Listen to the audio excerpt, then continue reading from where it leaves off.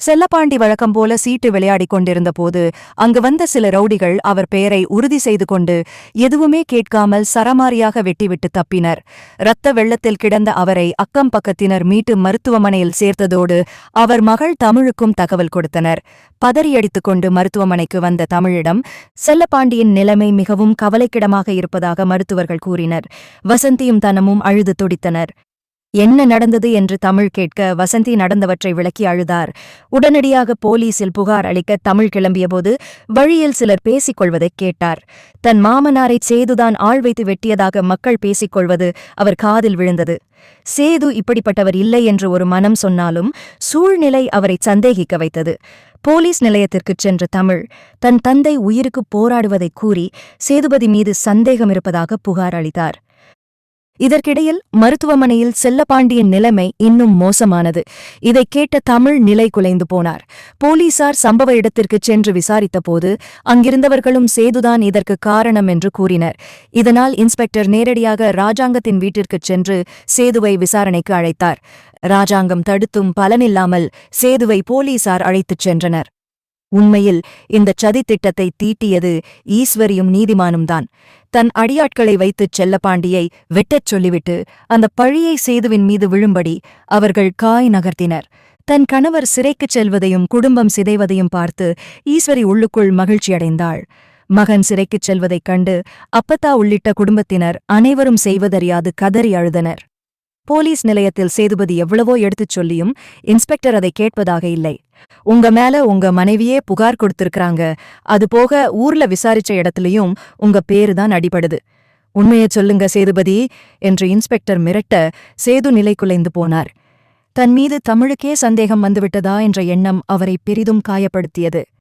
மறுபுறம் மருத்துவமனையில் செல்லப்பாண்டியின் உடல்நிலை மிகவும் மோசமடைந்தது. இரத்த இழப்பு அதிகமாக இருந்ததால் அறுவை சிகிச்சை செய்தும் பலன் இருக்குமா என்பது சந்தேகமே என்று மருத்துவர்கள் கைவிரித்தனர். எங்க அப்பாவை எப்படியாவது காப்பாத்திருங்க டாக்டர் என்று தமிழ் கதறினார். அப்போது அங்கு வந்த போலீசார் சேதுபதியை கைது செய்த தகவலை தமிழிடம் கூறினர். வசந்தி ஆத்திரத்துல, பாத்தியாடி தமிழ், உன் புருஷன்னு நீ யார நினைச்சியோ அவனே உங்க அப்பன் ரத்தத்துக்கு குடிச்சிட்டான். அந்த மனுஷன் உனக்காக எவ்வளவோ பண்ணாரு, கடைசியில அவருக்கு இந்த நிலைமையை தந்துட்டானே அந்த பாவி என்று சேதுவை திட்டித் தீர்த்தார். இதைக் கேட்டு தமிழ் என்ன செய்வதென்று தெரியாமல் தவித்தார். கோபமும் அழுகையும் ஒரு சேர அவரை வாட்டியது. இதற்கெல்லாம் காரணமான ஈஸ்வரி யாருக்கும் தெரியாமல் நீதிமானை தொடர்பு கொண்டு பேசினாள். நாம நினைச்ச மாதிரியே எல்லாம் நடக்குது நீதிமான். சேது இப்போ கம்பி எண்ணிட்டு இருக்கான். தமிழ் அவனை வெறுக்க ஆரம்பிச்சிட்டா. அடுத்ததா அந்த செல்லப்பாண்டி செத்து போயிட்டா. இந்த விரிசல் யாராலையும் ஒட்ட வைக்க முடியாத அளவுக்கு பெருசாயிடும் என்று குரூரமான சிரிப்புடன் கூறினாள். ராஜாங்கம் தன் மகனை மீட்க வக்கீல்களை நாடினார்.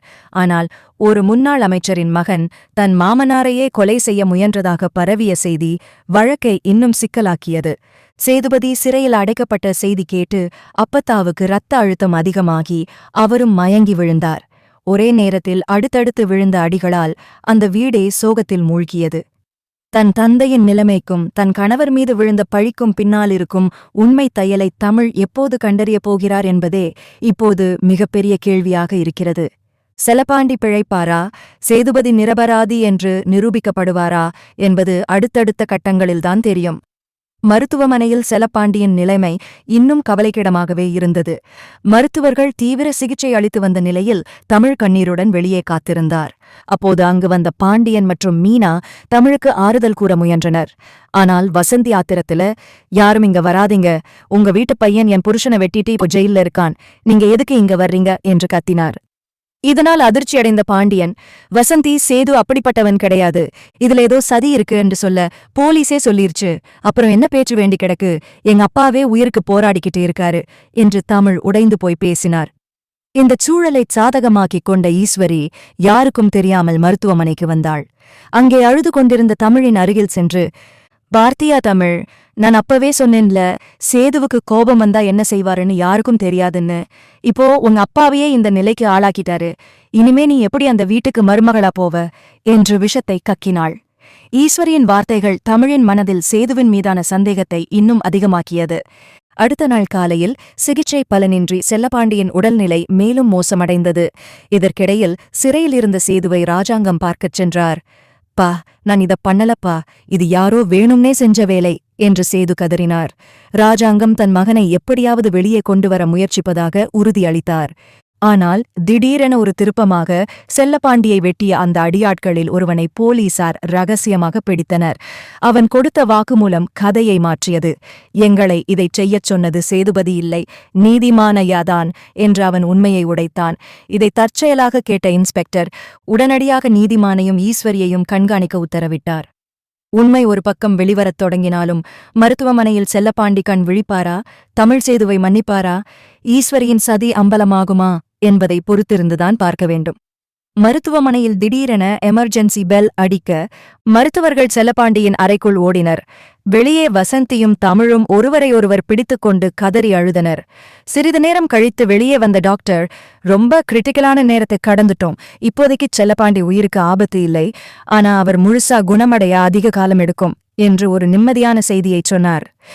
இந்த செய்தி தமிழ்நாட்டின் முன்னாள் அமைச்சர் ராஜாங்கத்தின் வீட்டுக்கு எட்டியது. சேது நிரபராதி என்று நிரூபிக்க அந்த அடியாளே சாட்சி என்பதால் ராஜாங்கம் தன் செல்வாக்கை பயன்படுத்தி சேதுவை ஜாமீனில் எடுக்க முயற்சி செய்தார். சிறையில் இருந்து வெளியே வந்த சேது நேராக மருத்துவமனைக்கு ஓடினார். ஆனால் அங்கே காத்திருந்த தமிழ் சேதுவை பார்த்ததும் ஆவேசமடைந்தார். எந்த முகத்தை வச்சுக்கிட்டு இங்க வந்தீங்க?